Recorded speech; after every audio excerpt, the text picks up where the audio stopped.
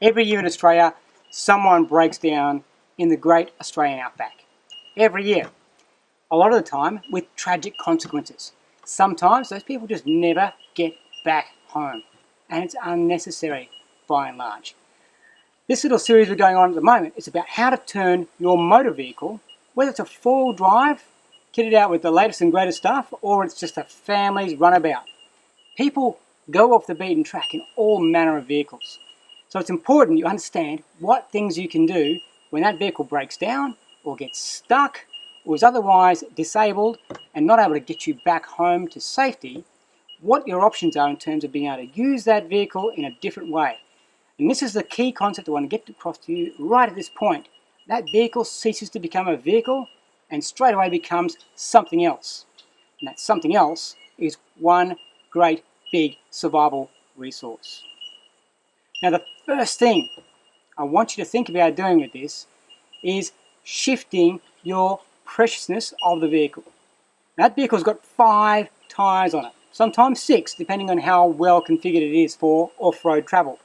But at least 5 tyres. And if you're really a bit cautious about this process, you can at least use the spare tyre. And what we're going to do in this video is show you how to light a tyre signal fire. Okay, so we're going to use your vehicle tyres to call for help.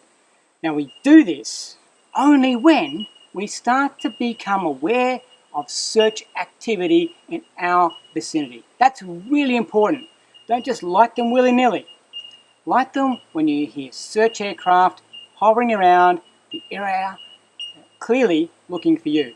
Hopefully you've done a whole stack of other things beforehand and you know there's a search happening and that it's focused on your welfare. But just in case, make sure you're aware that the aircraft are going to be looking down at the Australian landscape and seeing a whole stack of wildfire smoke. And it's all white and grey. And that's just the way it is in the Australian bush. It's always on fire.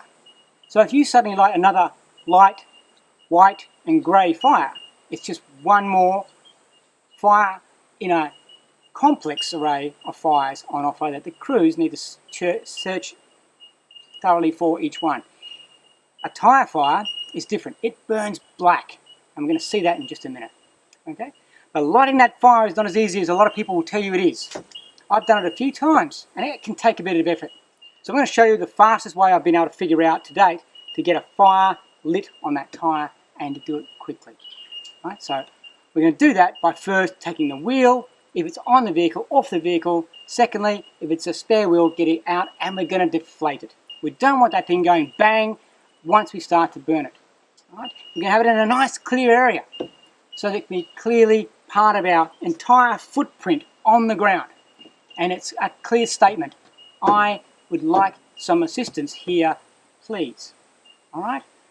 Very, very important basic concepts to start with. Alright, so let's go and have a look at the tyre itself and what's going to be happening with that. So this is the process. This is our tyre fire. Now this is not the one off my car. Alright, so hold your comments on that space. This is one I've got lying around the farm that I want to use as a demonstration because I'm actually going to light this one up. It's important you see the thing actually burning. Otherwise, it's just another expert telling you this is the right way of doing it without you actually seeing that it works. So this is one from the farm and we're going to light this one up. Now it's already deflated. Okay, it's already had the air let out of it. And if I wasn't sure about that, just in case you know nothing about vehicles, we just take out that thing there, the valve, and either remove it completely or deflate it fully. And that one's stuck because it's so bloody old. Alright, there it comes.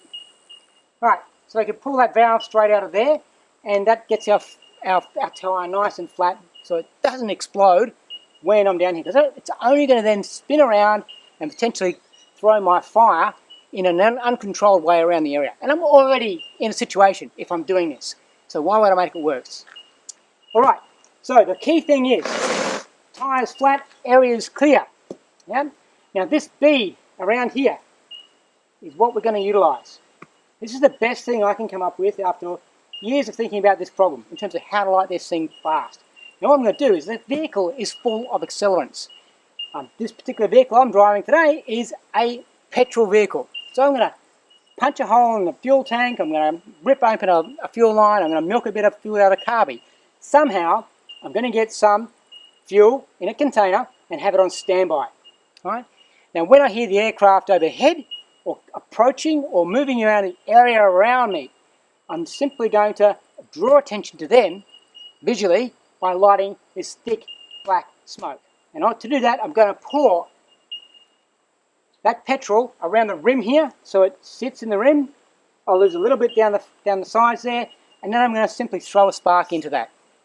I can do that with the firebrand. I can have a fire going nearby, which I can add to this, or I can just use a fire steel, or a cigarette lighter, or I can short out the battery. There's a whole stack of different ways we can light the fire. That's not important. What's important is understanding that this needs an accelerant to get this rubber to start to burn. Otherwise, I can spend a lot of time with my opportunity for getting a lift home being missed while I'm trying desperately to get this thing to burn.